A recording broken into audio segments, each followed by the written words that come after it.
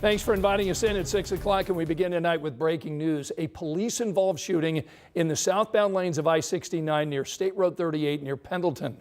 So right now, the interstate is closed. Indiana State Police telling 13 News that the shooting, and you're looking live at the scene right now, did involve Pendleton police. We are told that no officers are injured, but what a backup it's causing during the evening rush right now. So everyone is exiting at State Road 9. You can see some of the backup. This is the southbound lanes on the top of your screen, and then the northbound lanes there on the bottom of your screen. So everyone who is on southbound 69 in Madison County near the Pendleton exit will be having to exit the interstate because of this investigation that's underway. It is being led by Indiana State Police. We do have a crew headed to the scene. As we learn more, we'll bring it to you not only during our newscast, but also on all WTHR platforms.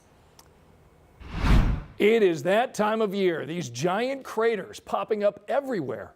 Currently, there are more than 4,000. Yep, you heard that right. 4,000 potholes reported on the streets of Indianapolis right now. And to make matters worse, it's going to get worse because the current temperature swing is only going to add to the problem. So tonight, our Marion County reporter Lauren Kostick is on pothole patrol for us.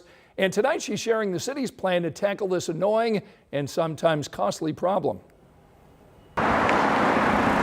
It's the sound of the season. Boom, boom. Yep, the dreaded potholes are back. They're rough. I'm ready for them to go.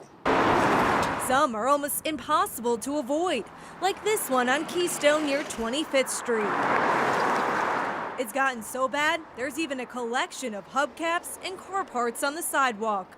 Neighbors say it's all they hear. Every car, pss, pss, pss, that's all you hear every time. Around the corner on Hillside Avenue, it's even worse.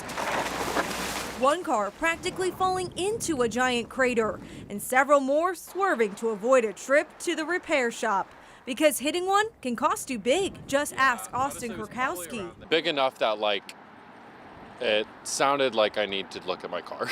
Currently, the city has more than 4,000 pothole requests, which is why Indy DPW is taking advantage of the warmer weather, tackling as many neighborhoods as possible. This crew filling dozens of cracks near 16th and Central. And another crew is seen patching in Franklin Township, a welcome sight to many.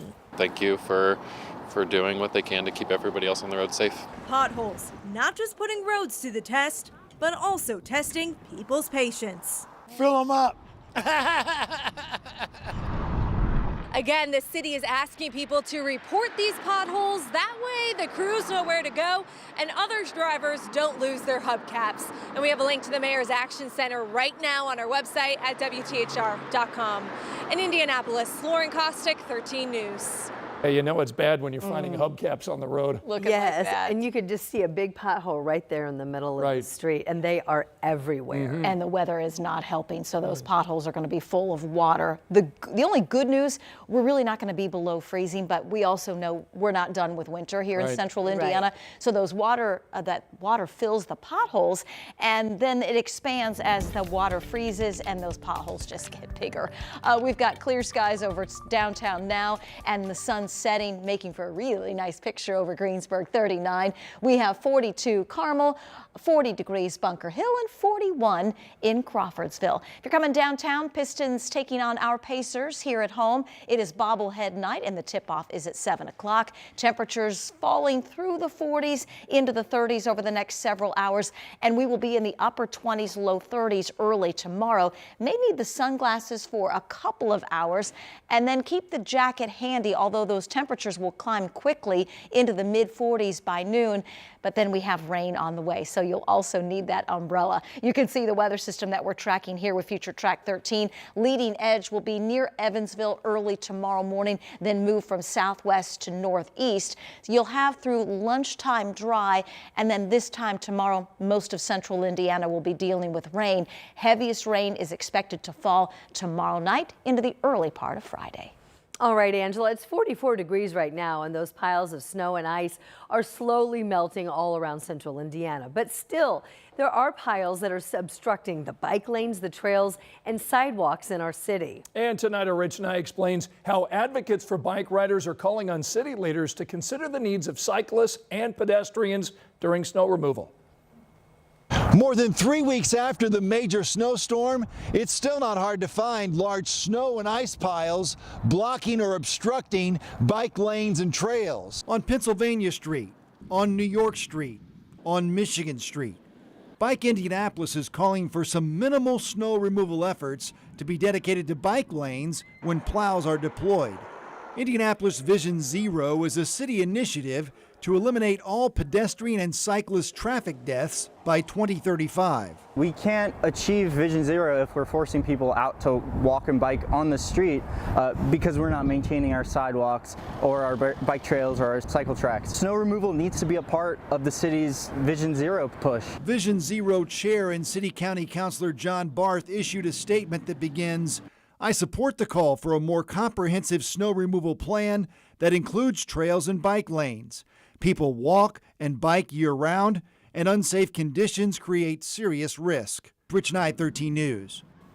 Governor Mike Braun is set to give his first State of the State address tonight at 7 o'clock. And you're welcome to watch it live. He's expected to touch on a number of topics that include property taxes, the cost of health care, and his push to lower both of those expenses for Hoosiers.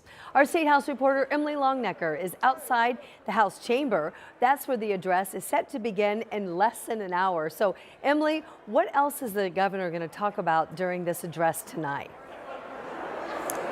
Well, Ann and Scott, we can expect the governor to talk about some of the topics that he's already talked about when he's rolled out his agenda. Education. We know he is a big supporter of universal school choice. The governor also often talks about how he himself is a business owner and the importance of entrepreneurship. We will also likely hear the governor touch upon public safety. And he has invited some Hoosiers from across the state to be inside that chamber tonight. Hoosiers who have personal stories tied to a lot of these issues, stories that the governor is expected to highlight. Now, not everyone will be going into that chamber to hear the State of the State. When I say not everyone, I'm also talking about some lawmakers. Several lawmakers with the Indiana Black Legislative Caucus will not be going. They're holding a unity rally here on the 4th floor. That's what you see behind me, and it is about to start here any minute. They're joined by advocates and community leaders who are pushing back on some of the governor's recent decisions, including that executive order that eliminates diversity, equity, and inclusion efforts in these state agencies.